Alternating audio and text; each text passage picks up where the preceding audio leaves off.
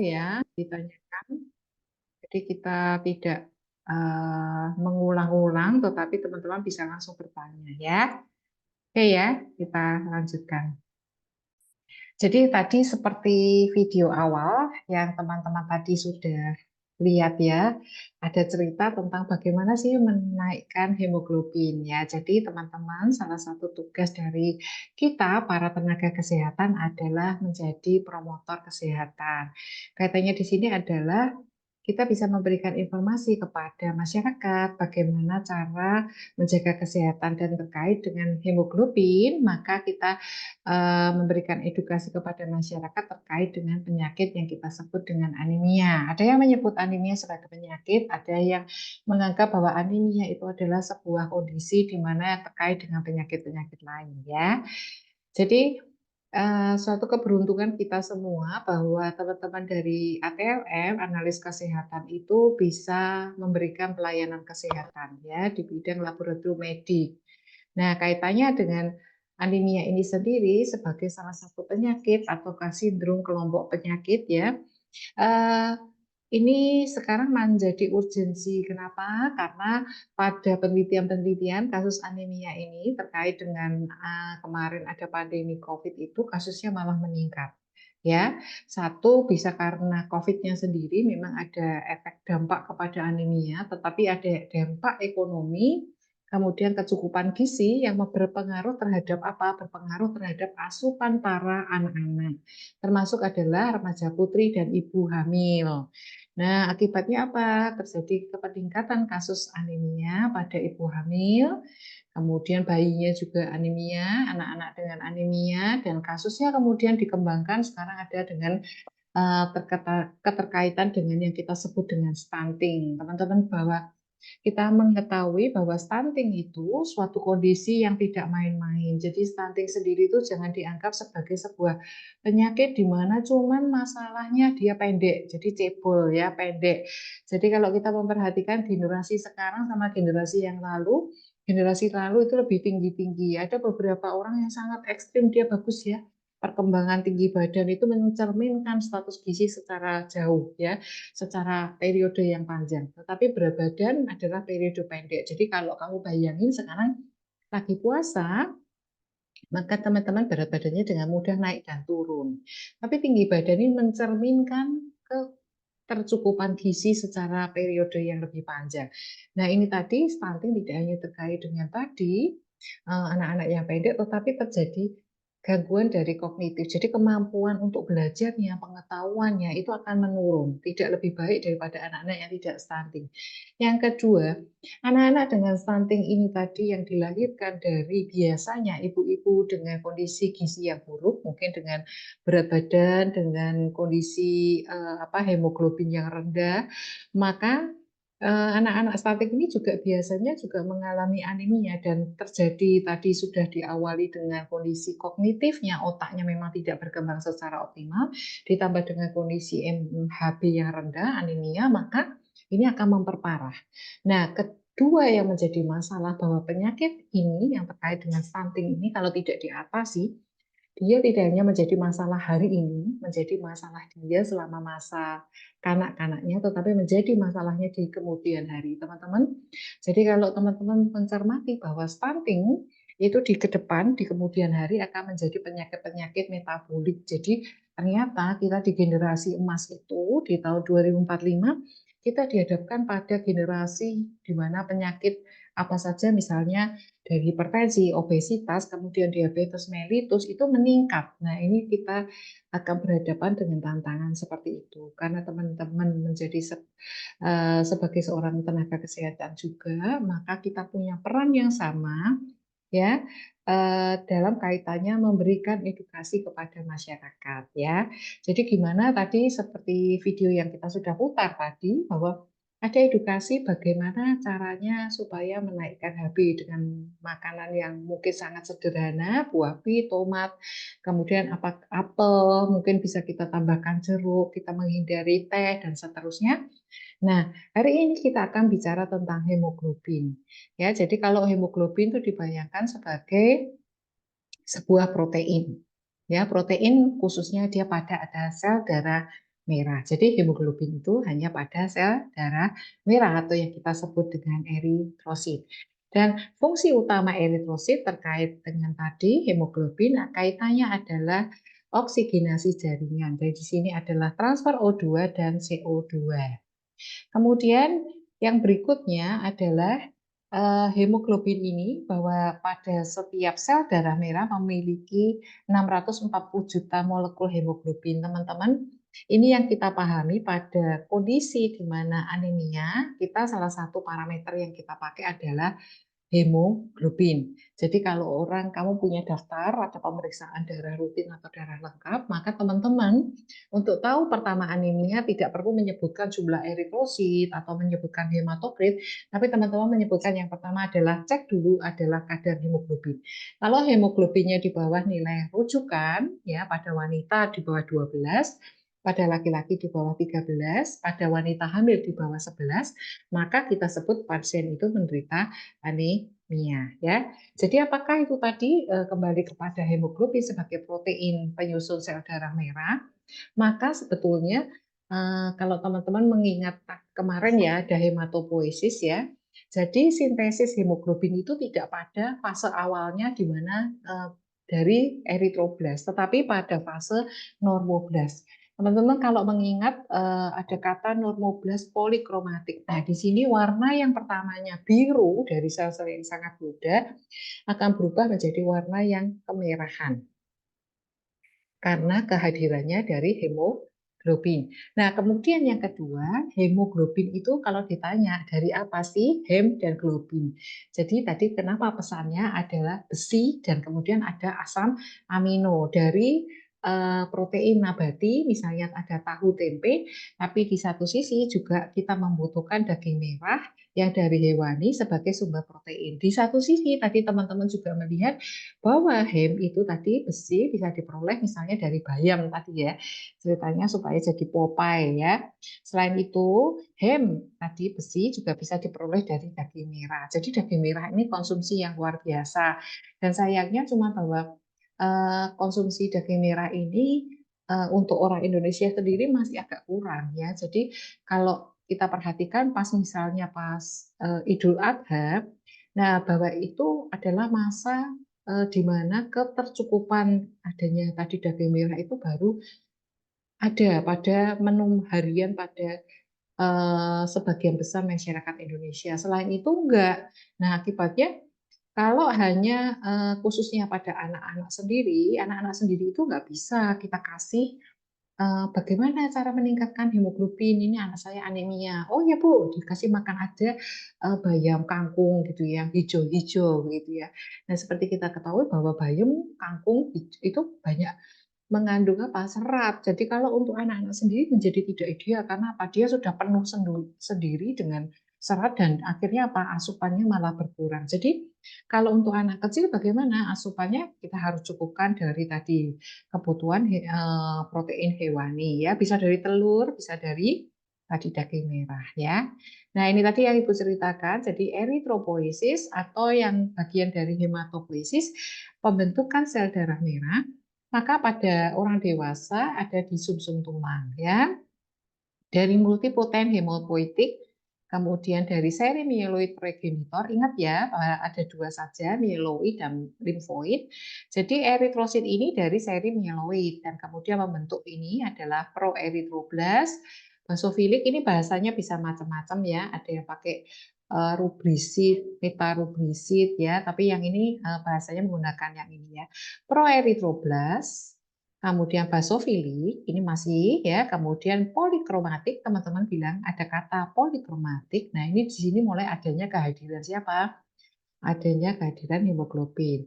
Ortokromatik dan kemudian keluar ini intinya menjadi yang kita kenal dengan retikulosit yang bisa kita temukan pada sediaan pulsa darah dalam jumlah yang terbatas dan yang kita lihat dalam jumlah jutaan adalah eritrosit di sini ya.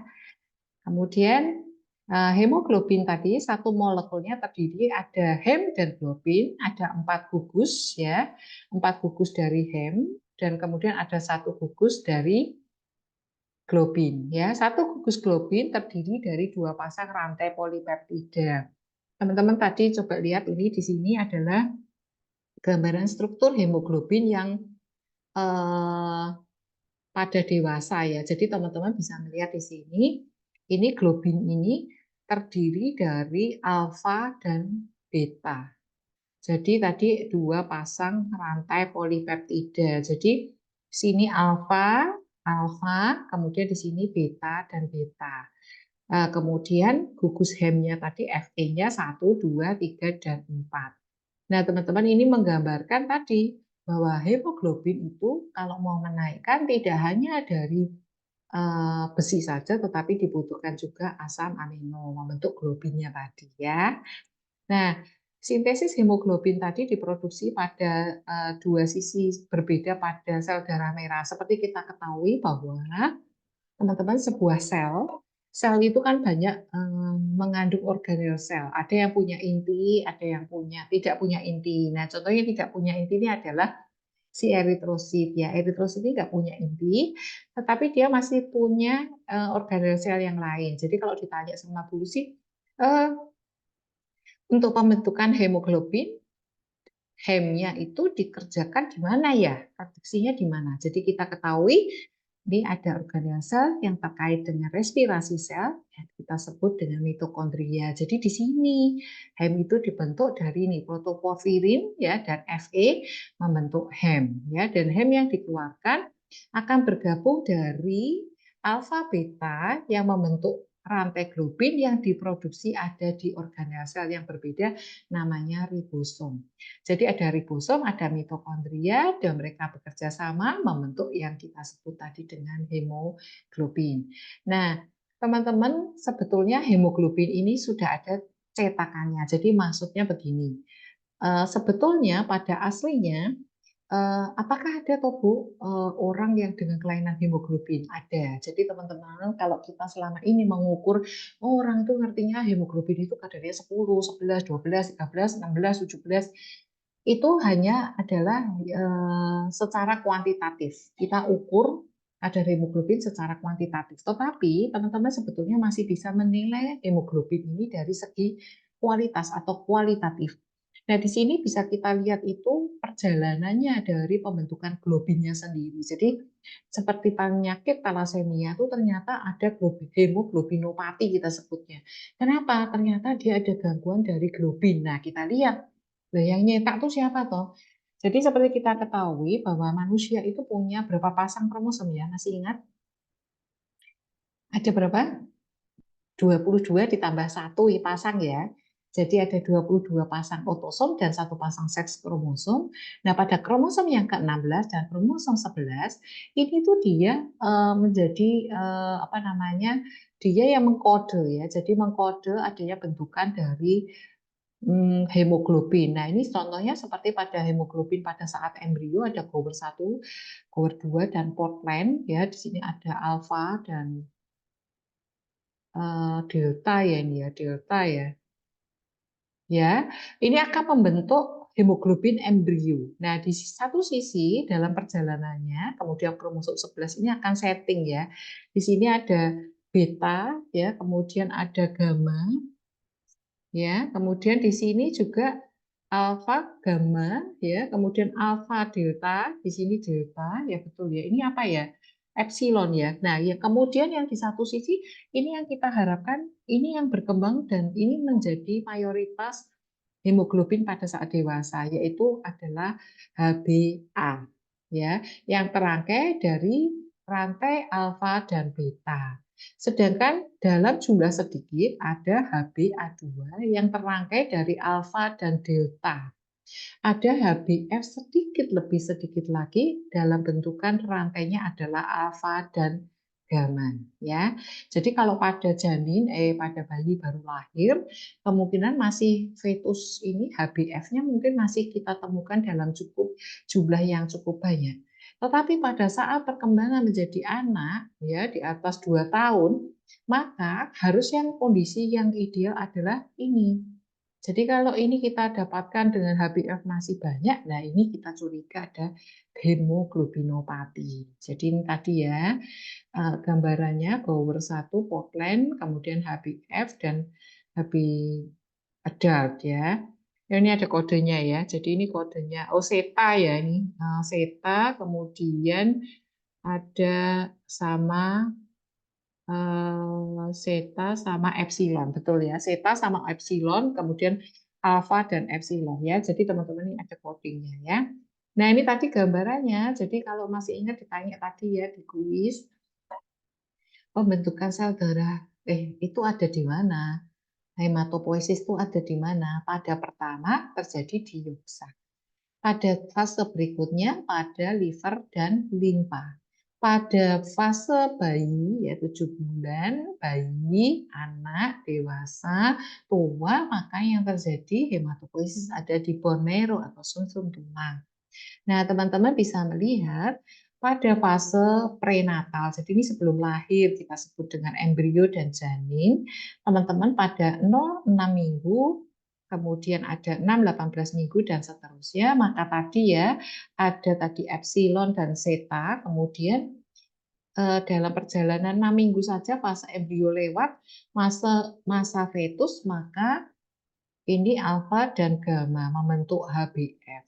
Dalam prosesnya ya alfa ini terus ada terus ya. Kalau yang gammanya ini dia akan turun ya pada fase di usia 42 minggu, jadi anak sebelum setahun ya, jadi itu sudah hampir bisa dikatakan sangat rendah. Nah, di satu sisi rantainya dari rantai beta ini malah akan semakin banyak. Ini nanti tadi yang Ibu bilang, alfa beta menjadi HbA pada orang dewasa. Nah, ini struktur tadi HbA, HbA2, HbF, jumlahnya berapa nih normalnya pada hemoglobin pada orang dewasa? Dominasinya adalah pada HbA. Dan kemudian pada HbA2 cuman sedikit, lebih kecil lagi kita temukan adalah HbF. Ya. Nah teman-teman, kalau kita mengukur dari kadar hemoglobin, sebetulnya yang diukur itu apa saja. Ya kita mau pakai apa, ya metodenya apa. Jadi nanti teman-teman, kenapa sebuah metode itu mempunyai kelebihan dan kekurangan? Karena salah satunya adalah apa saja derivat dari hemoglobin yang bisa terukur. Tetapi yang normal itu kita kenal dengan deoksihemoglobin kaitannya dengan pelepas tadi ya, dengan hemoglobin untuk mengangkut O2 dan CO2. Nah, kalau kita temukan ada Hb yang normal, di sini karboksihemoglobin, ada methemoglobin dan sulfhemoglobin, maka ini kadang bisa terukur, kadang tidak, tergantung metodenya. Nah, kita lihat satu-satu kalau deoksihemoglobin yang normal, ini methemoglobin, ini adalah turun hemoglobin, kemudian dia kelemahannya tidak bisa mengikat O2, normalnya tetap ada 1,5%. Nah, kalau dia meningkat kadarnya, darah menyebabkan darah berubah menjadi coklat. Pasiennya malah mengalami apa? Coklat. Coklat ya, bukan merah. Pasiennya malah biru, jadi sianosis. Dan terjadi anemia secara fungsional. Jadi oksigenasinya juga tidak akan bagus ya. Jadi tidak dapat mengikat O2 secara reversibel. Jadi bagaimana ini tidak bisa. Jadi kan kaitannya tadi O2 dan CO2 tadi ya, lepasan tadi ya. Kemudian bisa dilepaskan pada jaringan. Nah, yang kedua adalah sulfhemoglobin. Kalau ini sulfhemoglobin ini kita kenal nanti mengembangkan gambarannya adalah darahnya warnanya hijau ya, warnanya hijau. Jadi ada ya, bukan cuma ini ya, ada orang apa berdarah biru ya, tapi ada berdarah hijau ya. Jadi di sini adalah campuran oksidasi, denaturasi Hb, terjadi oksidatif hemolisis. Ternyata kaitannya di sini itu adalah apa sih? Darah berwarna ungu, muda sampai ungu tadi ya. Tapi beberapa kondisi gambarannya mungkin dengan light yang berbeda ya, gambarnya hijau. Dapat terjadi akibat penggunaan golongan sulfonamid ini antibiotik ya, ataukah terjadi penyakit bakteri yang kita sebut bakterinya adalah Clostridium perfringens ya. Dan ini bisa diukur dengan spektrofotometer. Jadi kalau kita ngukur dengan cyanide hemoglobin pakai fotometer bisa diukur ya. Jadi di sini kelemahannya apa? Tidak dapat mengangkut oksigen. Ya, jadi kalau tidak bisa mengangkut oksigen ya apalah gunanya. Berikutnya adalah karboksihemoglobin. Nah, ini yang agak serem juga ya teman-teman. Ini biasanya ada kebocoran dari knalpot itu ya. Jadi kenapa kita tidak boleh memanaskan mesin mobil atau kendaraan di dalam ruangan tertutup dan di dalam ruangan yang sama mungkin ada orang yang tertidur. Nah, itu bisa bablas ya. Jadi kaitannya dia punya kemampuan mengikat CO, bukan CO2 tapi karbon monoksida, bukan CO2 tapi ini CO ya, karbon monoksida lebih kuat daripada mengikat O2. Nah, HbCO ini karboksihemoglobin mempunyai warna khas. Kalau ini merah cemerlang buah ceri. Jadi ini jenazah-jenazah yang ditemukan karena keracunan dari karboksi tadi hemoglobin monoksida mengikat monoksida tadi, pasiennya juga warnanya merah. Nah, pertamanya mungkin sakit kepala, pusing, dan seterusnya, tetapi kalau orangnya tidur kan nggak ngerti. Nah, tidak hanya pada keracunan akut ya, jadi yang tadi pasiennya bisa meninggal ya, tetapi juga bisa meningkat, ini kita temukan pada perokok. Mungkin teman-teman bisa meneliti ya. Nah, pemeriksaan hemoglobin, nanti kalian akan belajar, mungkin di KD2 ya, habis ini ya, maka kalian akan belajar tentang mengukur kadar hemoglobin secara kuantitatif. Kalau secara fisika dan secara kalorimetri, ya ada pakai CuSO4, Kupri, ya Hb Kupri, ada Hb Sahli, kalian akan belajar. Kemudian Hb Takwis ini tidak akan di lab, tidak dikerjakan. CuSO4-nya, Kuprinya nanti dikerjakan di imunohematologi. Kemudian kalorimetrik dengan oksihemoglobin, alkali hematin, dan kita menggunakan cyanide hemoglobin. Ya. Nah, ini beberapa alat yang digunakan, ini tadi yang Kupri ya, cuma jadi menghitung berat jenis, ini yang Sahli. Kemudian yang sering sekarang kita gunakan adalah pakai POCT ya, point of care testing. Jadi ini dikerjakan bedside ya, jadi di samping pasien langsung hasilnya keluar langsung. Dan teman-teman ternyata dari kakak kelasmu itu sudah ada penelitian. Ini membandingkan hasil pemeriksaan ya hemoglobin, metode asidimet hemoglobin tadi pakai VOCT dengan cyanide free ya, dan ini dari data penelitian ini tahun berapa ya, sebentar agak lupa saya, ini agak lama sudah 2018, tapi setelah itu ada penelitian lain, tapi kebetulan ini yang Ibu capture ya. Jadi penelitian ini bisa kamu kerjakan juga pada alat-alat yang baru, atau kamu bisa membuat sebuah ide penelitian membandingkan dua alat gitu ya, bagaimana dia untuk akurasi dan presisinya gitu juga boleh. Jadi penelitian teman-teman dari analis kesehatan ATM enggak serta-merta harus penelitian ini ya pada pasien klinis aja, tapi dari alat-alatnya juga bisa ya. Ini membandingkan dua alat ya, dan ini kemudian kita publikasikan ya, kita publikasikan. Nah, hasil penelitiannya bagaimana yang menggunakan alat ya? Kebetulan waktu itu alatnya bukan merek ini sih. Kemudian dibandingkan dengan yang Xiaomed ya, sebagai gold standarnya, maka yang terjadi tidak ada perbedaan yang signifikan. Ya, tidak ada perbedaan yang signifikan. Sehingga apa? Pemeriksaan HB dengan ini ya, pakai darah kapiler ya, menggunakan POCT itu dan cyanide free dengan darah vena, ada bisa kita percaya. Jadi bisa kita gunakan dan kita percaya bahwa pemeriksaan dengan metode yang ini pun bisa menggambarkan kondisi sesuai gold standard. Nah, tapi ada perbedaan ini, ada perbedaan yang signifikan. Hasil pemeriksaan HB metode asidimet tadi ini cyanide free, mereka dua-duanya menggunakan darah vena. Jadi ini kenapa makanya lah kalau pakai ini ya jangan pakai darahnya vena, pakailah darah kapiler sesuai dengan petunjuknya. Jadi ini sudah ada penelitiannya dan ini cukup bagus ya, dan ini banyak yang mensitasi ya. Nah, selain itu teman-teman, hemoglobin tadi kalau fungsi cerita bahwa bisa diukur 11, 12, 13 dan seterusnya. Teman-teman ternyata juga ada pemeriksaan namanya hemoglobin elektroforesis, HB elektroforesis. Nah, di sini teman-teman tidak mengukur kadarnya lagi, tapi teman-teman mengetahui apa? Mengetahui tadi. Jadi kalau komposisi HbA pada pasien dewasa ya, orang dewasa, harusnya tadi kan ada Hb ini ya, kita lihat ya yang normal ya. HbA-nya adalah dominan. HbA2-nya ada dikit, ada lebih sedikit adalah HbF. Nah, teman-teman bisa melihat di sini, ini adalah kontrolnya. Jadi, kontrol ini memastikan bahwa tes ini bekerja dengan baik ya. Kemudian di sini ada contohnya ini, ada pasien-pasien dengan talasemia, ada pasien-pasien dengan anemia sel sabit. Nah, ini bisa dilihat di sini kalau ini mulai berkurang nih ya. Jadi bisa kita lihat ada pengurangan dari jumlah HbA-nya, kemudian ini mulai muncul ada HbS ya. Jadi kalau ada HbS ini kita kaitannya dengan sel sikel ya. Kemudian ada juga kasus kita lihat di sini ada HbF-nya ada, kemudian HbS-nya dan kemudian HbA2-nya juga meningkat.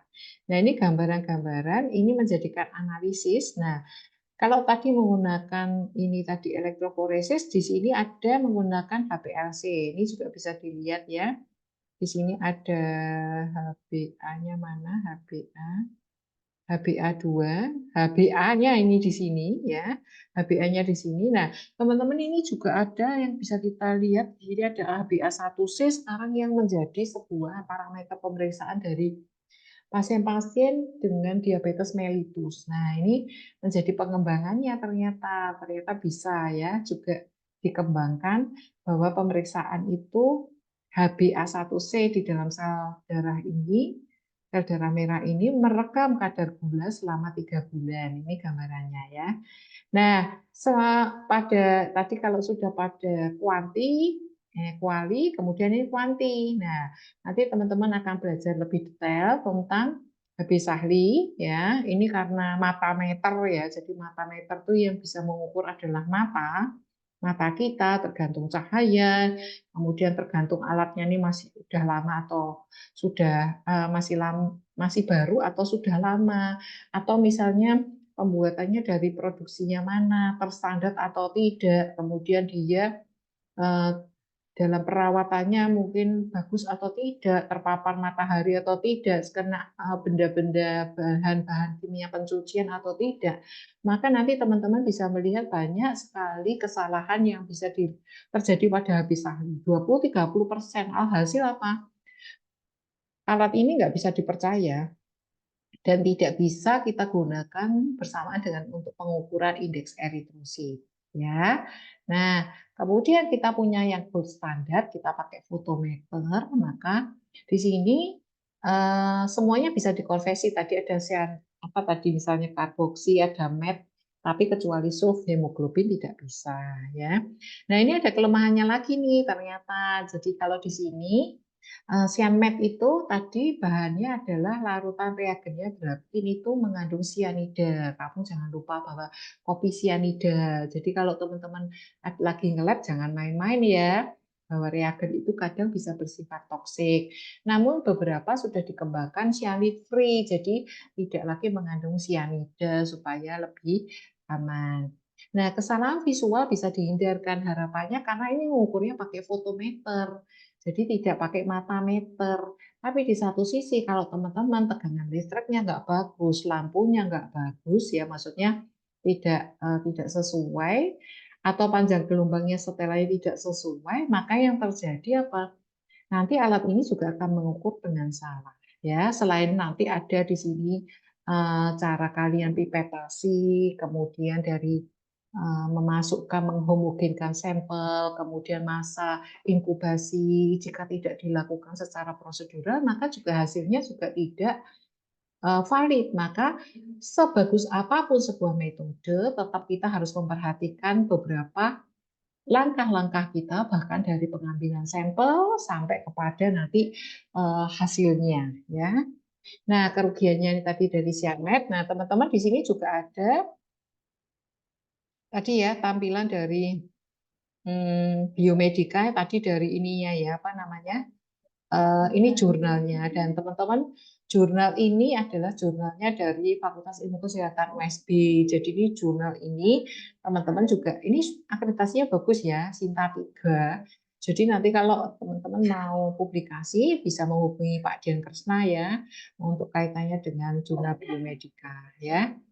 Nah, kalau teman-teman nanti bisa mengakses jurnal biomedika ini, teman-teman bisa juga menjawab pertanyaan-pertanyaan di bawah ini, sehingga menjadi sebuah pembelajaran buat kalian ya.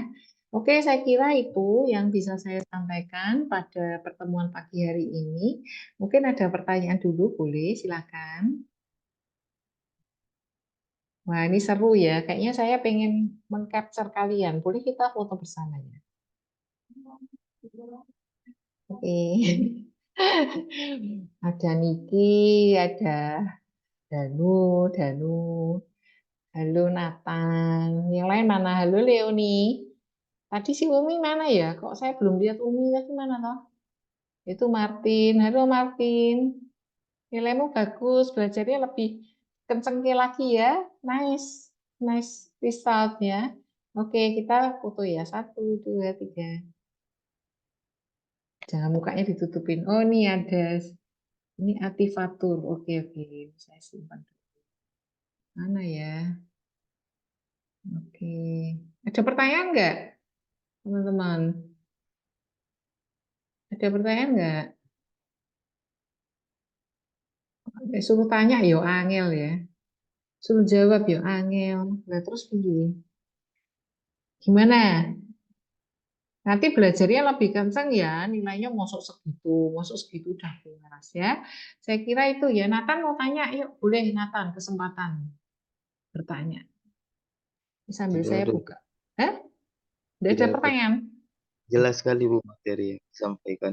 Wah, jelas sekali. Oke, berarti kita kuis besok Nathan 100 ya. Janji ya. Tadi saya belum lihat ini nilainya Nathan berapa ini. Sebentar. Setengah Bu nilainya saya. Nilainya berapa Nathan tadi? Setengah. Setengah tuh 50 maksudnya. Ya udah, yang lain belajar, kebiasain. Kita itu dicetak untuk jadi tenaga kesehatan.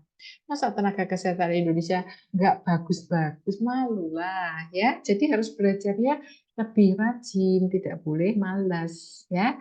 Oke, saya kira itu ya. Terima kasih buat kesempatannya pada pagi hari ini dan kehadirannya. Semangat untuk belajar dan selamat berpuasa, tetap menjalankan ibadah puasa pada hari ini. Terima kasih dan selamat pagi semuanya. Terima kasih. Terima Terima kasih. kasih. Terima kasih, Bu. Selamat pagi. Selamat Tidak ada pagi. Bu. Sehat-sehat semuanya ya.